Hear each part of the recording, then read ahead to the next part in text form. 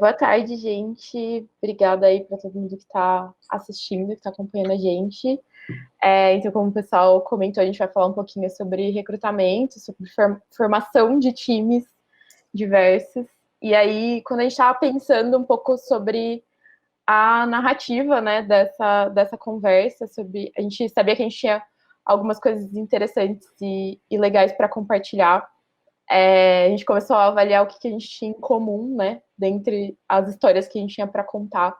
E a gente chegou nesses 3 tópicos que a gente entende que são as coisas que impactam muito o que a gente constrói quando a gente pensa em recrutar de uma forma mais inclusiva e trazer mais diversidade para os times em geral. Então, a história de vida, de quem são as pessoas que estão fazendo esse recrutamento, o ambiente que elas estão, então, onde elas estão inseridas, qual é a empresa, qual é o cenário, e a intencionalidade, né? Então, o quanto de intenção elas colocam nesse processo, em fazer esse recrutamento ser mais inclusivo.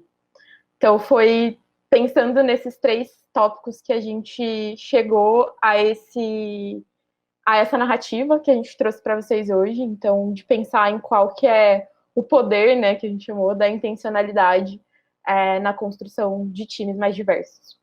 E aí, para começar, né, antes da gente falar propriamente da intencionalidade em si, então a gente vai passar um pouquinho por esses 2 outros tópicos que eu comentei. Então, a história de vida, a nossa história de vida, no caso, né, são as pessoas que estão envolvidas nessa história. Então, vou deixar o Franco se apresentar primeiro. Boa tarde para todo mundo. Eu quero começar avisando que eu descobri nessa quarentena que eu costumo travar quando eu tô online. Então, se isso acontecer, Rafa, por favor, me avise, me mandem mensagens aí no chat.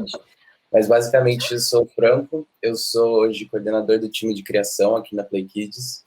E nessa história de vida que a Rafa estava comentando, eu me identifico como um homem gay e me identifico também como alguém que militou e milita, apesar de não ter uma carteirinha de militante, eu me sinto militante dessa causa LGBT. Eu me envolvo em alguns projetos criativos disso. Eu tenho um podcast que depois, se vocês quiserem, eu mando para vocês o link. E basicamente, eu comecei a ter essa oportunidade de trabalhar com o recrutamento de pessoas na Play Kids. E, enfim, e quem fez o meu recrutamento como pessoa diversa foi a Rafa, que tocou esse processo e que vai se apresentar agora também. Boa. Bom, então eu sou a Rafa, trabalho com recrutamento aqui na Play Kids. E assim como o Franco, a militância e o trazer a pauta de diversidade foi algo que sempre fez parte da minha vida ao longo da minha história.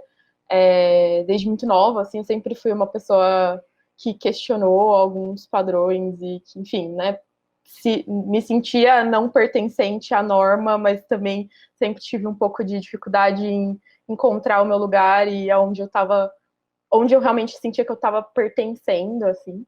E aí acho que no grupo móvel, né, na Play Kids, foi a primeira vez que eu consegui juntar essa história e todos os sentimentos e vivências que eu tive ao longo da minha vida com o meu eu profissional, né? Então, trazer isso para minha atuação. Então, acho que isso foi uma grande virada para mim na minha história de vida e na minha carreira também. E aí, falando do segundo ponto, né, do ambiente. Então, a gente tá... Opa, volta um pouquinho. Spoiler. Então, a gente está falando de um contexto, né? Então, a gente está inserido dentro da Play Kids, que é uma empresa do Grupo Móvel. Então, a Play Kids, ela é uma das líderes globais em conteúdo educativo infantil. Então, por meio da literatura e da tecnologia, a gente está construindo, né, proporcionando momentos de aprendizado, de diversão, momentos em família para as pessoas que estão consumindo os nossos produtos. Então, para quem está assistindo aí, se vocês já ouviram falar do Leiturinha e do Play Kids, são os nossos produtos. E a Play Kids, né, e o Grupo Móvel como um todo, é um ambiente que incentiva muito a gente a tomar iniciativa, a sugerir mudanças, a gerar impacto. Então, toda a cultura da empresa e tudo que a gente constrói enquanto lugar, né, para atrair pessoas, e quando a gente fala de o que a gente está propondo para as pessoas que vão vir trabalhar com a gente, isso é algo que faz muito parte do nosso jeito de ser e do jeito que a gente age aqui dentro. E aí, por que eu estou trazendo isso, né? E quando a gente fala desses 3 tópicos que a gente propôs no começo, o ambiente ser um ambiente que sugere isso, que incentiva que as pessoas tomem iniciativa e sejam críticas e provoquem mudanças em tudo que a gente está fazendo, com certeza também é um ponto crucial para a gente fazer o recrutamento ser mais inclusivo e trazer mais diversidade para o time. E basicamente esse foi um motivador para a gente, né? Então, para contar essa história também, de a gente estar dentro de uma empresa que já está olhando para isso com uma visão estratégica e sistêmica, e não só como algo que é responsabilidade ou que é papel de uma ou outra pessoa. Mas a gente também tem desafios. E aí a gente trouxe aqui um pouco de qual era o cenário quando a gente começou a conversar sobre isso, né? Então, considerando aqui eu e o Franco sendo a pessoa que representa a área que estava com esse desafio de contratar, eu sendo a pessoa que está tocando o processo da perspectiva de recrutamento. Então, acho que na perspectiva de recrutamento, os principais desafios são muito o padrão da área de tecnologia como um todo, né? Então, a gente olhar para pouca diversidade na liderança, a gente tem um contexto de crescimento acelerado, e a gente vive numa sociedade, num país, num cenário desigual, em que as pessoas têm backgrounds diferentes, as pessoas têm históricos de privilégio diferentes. Então, como é que a gente conseguiria priorizar a diversidade nesse contexto de recrutamento? E aí o Franco vai contar um pouquinho dos desafios da área também. E os desafios da minha área, eu acho que as pessoas que estão assistindo, tendo trabalhado com criação ou não, eu acho que tecnologia também passa bastante por isso, mas era uma área que está sempre passando por uma alta quantidade de entregas. A gente sempre tem muita demanda para entregar. A equipe é muito enxuta, o que é uma realidade de empresas de tecnologia, startups principalmente. O que queria dizer que quando uma vaga abria, era porque a gente tinha de fato uma grande necessidade daquela pessoa, e o impacto das outras áreas, em outras áreas de negócio, das nossas entregas era muito grande. Então, a cobrança de áreas clientes nossas da área de criação, como e-mail, CRM, marketing de performance, etc., era muito grande. Então, tinha muita gente que a gente precisava prestar contas sobre esse processo seletivo, sobre as entregas que essa pessoa nova traria. Uhum. E acho que tudo isso muito pensando também em qual que é o contexto de contratação quando a gente fala do contexto de tecnologia, né? Então, acho que isso também é lugar comum. Não sei quanto que as pessoas que também estão aqui assistindo a gente têm contato com recrutamento, mas acho que isso é sempre uma pauta quando a gente vai falar de contratar mais diversidade, né? Então, todo mundo tem pressa, todo mundo tem entrega para fazer, todo mundo tem expectativas grandes de trazer a melhor pessoa para aquela posição e de garantir que a pessoa já vai chegar eventualmente conseguindo entregar e conseguindo cumprir aquela expectativa para essa posição. E aí acho que a provocação aqui, né, o grande questionamento desse contexto tão desafiador é como que a gente prioriza a diversidade nesse contexto. E é aí que a gente chega no nosso ponto principal, que é a intencionalidade, né? Então, por que a gente resolveu falar de intencionalidade? Então, a gente está voltando aqui para o conceito em si. O que a gente está chamando de intencionalidade e qual que é a definição disso, né? Então, quando a gente olha para a definição dicionário mesmo, a intencionalidade é definida como uma característica do que é intencional. Então, existe uma intenção, uma deliberação e um propósito para aquilo que está sendo feito. E trazendo para o contexto da psicologia, então a gente vai olhar para o caráter de um ato, de um estado de consciência adaptado a uma intenção. Então, transformar aquilo em um projeto. E aí a gente trouxe muito esse ponto da intencionalidade como ponto central do que a gente gostaria de compartilhar, muito porque histórico de vida é algo que depende de quem são as pessoas que estão fazendo aquilo. Ambiente não é uma coisa que a gente vai controlar sempre, mas a intencionalidade é algo que depende única e exclusivamente da pessoa que está agindo. Então, isso acho que é algo que qualquer pessoa pode fazer e em qualquer ambiente vai fazer alguma diferença. Então... Falar que essa é uma das provocações da palestra, que a gente trouxe o nosso histórico e a empresa que a gente está incluído para mostrar como que a gente criou esse processo que a gente vai mostrar, essas ações que a gente vai mostrar, mas o que fez a diferença, de fato, foi a intenção. Então, a provocação é para pessoas, mesmo que estejam em uma empresa que tenha algum funcionamento diferente, ou uma pessoa que não tenha necessariamente um histórico de alinhamento com alguma militância, com grupos minoritários, a intencionalidade é algo que todo mundo pode ter e fazer diferença com. Uhum. E muito nessa linha de transformar a intenção em projeto, né? Que acho que essa foi um ponto que até quando a gente estava pesquisando sobre a palavra, a gente ficou, nossa, fez muito sentido com o que a gente estava pensando. Então, partindo, né, para o que a gente fez de fato, como que a gente transformou essa intenção em ação dentro do processo seletivo. Acho que o primeiro ponto, acho que um ponto antes até de comentar aqui, a gente está olhando nesse caso especificamente para pessoas pretas, né, e profissionais negros em geral e pessoas da comunidade LGBT, porque eram as questões que estavam pegando mais, vamos dizer assim, no time, né, era algo que a gente identificava como uma dor. Mas acho que isso é aplicável para qualquer perfil que a gente for pensar em termos de diversidade. Então, o primeiro ponto foi essa busca direcionada. E aí, quando eu falo de uma busca direcionada, eu estou falando de ir além das estratégias padrões de recrutamento e de busca. Então, procurar grupos, canais, onde é que estão essas pessoas, como que a gente direciona o nosso olhar enquanto recrutamento para, de fato, encontrar onde estão os profissionais que a gente quer trazer para o time. E aí, nesse ponto também, acho que a gente teve uma relação de parceria muito legal entre as áreas, né? Então, a gente, enquanto time de recrutamento, fazendo esse exercício de ir além do que a gente está acostumado a ter em termos de recrutamento, de busca, e o time também. Aí, Franco, se você quiser comentar um pouquinho sobre... E até legal isso para vocês, gente, porque essa busca direcionada, ela pode ser até mais simples do que a gente pensa, porque existem muitos grupos que são, de fato, engajados com esse recrutamento de pessoas diversas e que podem te ajudar com isso. Então, nessa época, a gente encontrou um site que chama Designers Negros do Brasil, que tem muitos candidatos lá e a gente fez contratações por lá, sim.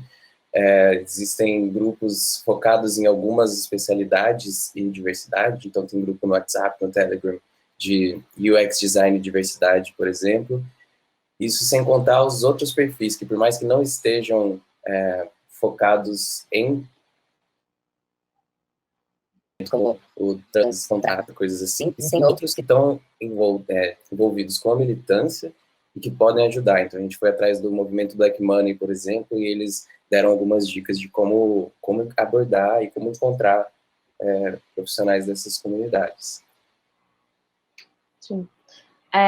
E aí, na medida que a gente foi trazendo mais pessoas desses canais para os nossos processos seletivos, a gente também foi conseguindo acessar cada vez mais essas outras redes, né? Então, acho que também, de novo, para quem tem contato com recrutamento, para quem faz esse tipo de... quem tem esse tipo de demanda, né, no seu escopo, vai saber também que indicações costumam ser um canal muito positivo para a gente ser mais rápido em contratações, para trazer pessoas que fazem mais sentido, às vezes, para o time. E isso também é um ponto de bastante polêmico, vamos dizer assim, em relação a contratar mais diversidade, né? Então, porque se a gente vai pelo caminho da indicação, geralmente a gente acaba trazendo mais pessoas parecidas, com backgrounds semelhantes, que têm histórias parecidas dentro do mesmo time. E isso também vale para o público diverso, de certa forma. Então, quando a gente traz mais pessoas de backgrounds diferentes, de histórias diferentes, de lugares diferentes, a gente começa a expandir essa rede de indicação que a gente tem. Então, esse foi um outro ponto que a gente usou bastante. Aí a gente tem o ponto de priorização, né? Então, a gente teve cenários e momentos de processo seletivo em que a gente entendeu que não basta colocar essas pessoas no processo seletivo, né? Eventualmente, a gente vai cair em momentos de gerar competições e comparações que não são justas, justamente por aquele ponto que eu trouxe no começo de a gente está falando de pessoas que têm histórias diferentes e que vêm de backgrounds diferentes, e que se a gente compara as duas, os dois cenários, né, isso acaba gerando um choque e às vezes até a gente fica preso naquela coisa de trazer pessoas com perfis muito parecidos, que já passaram por empresas parecidas ou que já tiveram experiências parecidas, e isso não vai gerar times mais diversos. Então, eventualmente, priorizar, falar com as pessoas que a gente realmente está entendendo que são as pessoas que a gente quer trazer primeiro, e entender que dentro desse grupo, eventualmente, a gente já vai encontrar o potencial que a gente quer.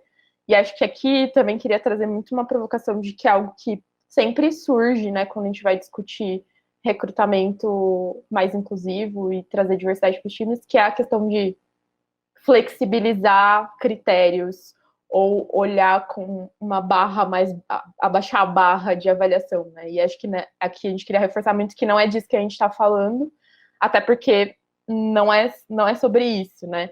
Acho que é muito sobre, de fato, priorizar características que a gente quer trazer para o time.